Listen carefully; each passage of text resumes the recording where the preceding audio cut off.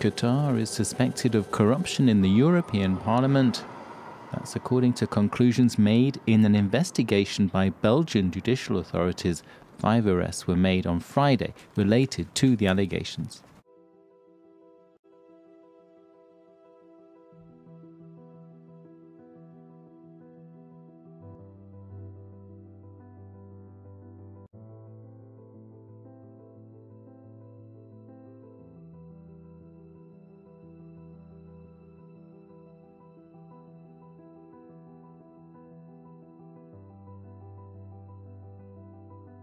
Everybody knows, of course, that Qatar is one of the most repressive regimes in the world, where human rights simply don't exist for the majority of the people. And of course it's not the only one. But the idea of improvements in minimum wage and labour conditions and so on really belies the reality for so many people, particularly the thousands who have lost their lives without any compensation. But you know, for all the standing up in here and crying about sports washing and giving out about football, the truth is that next week most people will come in here behind closed doors and agree to give Qatar the privilege of visa-free travel to the EU, a privilege that most countries, more than 100 actually, countries in the world don't have. You'll sign off on Qatari progress on human rights, even as the families of the dead are still mourning their loved ones. And you'll do it for oil and gas, because the EU has cut itself off from Russian energy because it's an authoritarian regime fighting an illegal war. But you will do business with an authoritarian regime that's fighting an illegal war in Yemen. Nobody's fooled. This dossier concerns suspected corruption, money laundering and criminal organisation, centering on potential corruption from a Gulf state to the European Parliament. The purpose of the bribery is to try to change the political or economic decisions of the European Parliament.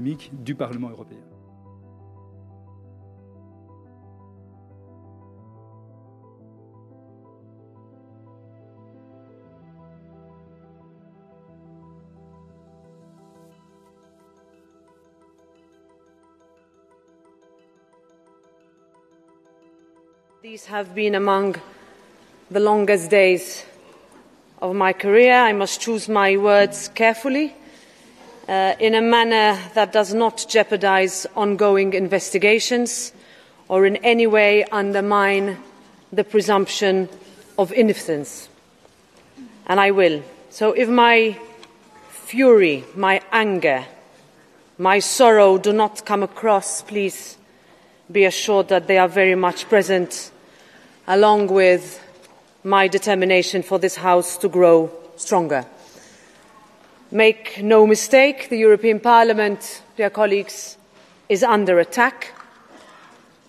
European democracy is under attack, and our way of open, free, democratic societies are under attack.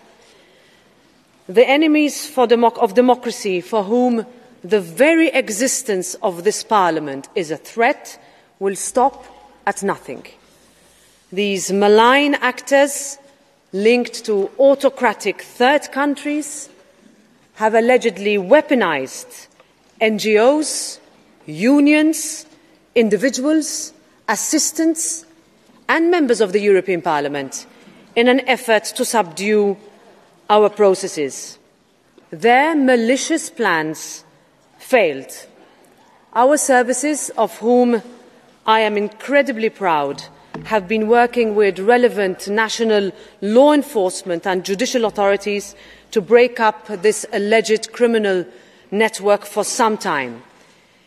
We have acted in sync with authorities to ensure that all legal steps are respected, that all information is preserved, and that where needed, IT equipment is secured, offices are sealed, and house searches are able to be carried out. I accompanied a Belgian judge and police, as required by the Belgian Constitution, to a house search last weekend. As a precautionary measure, again with full respect for the presumption of innocence, I have stripped the Vice President mentioned of any tasks and responsibilities related to their role as Vice President, and I have convened an extraordinary meeting of the Conference of Presidents to launch an Article 21 procedure to bring their term as Vice President to an end in an effort to protect the integrity of this House.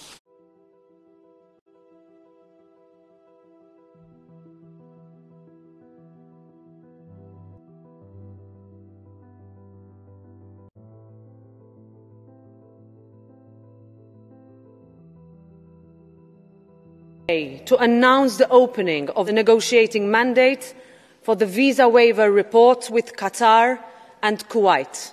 In light of the investigations, this report must be sent back to committee.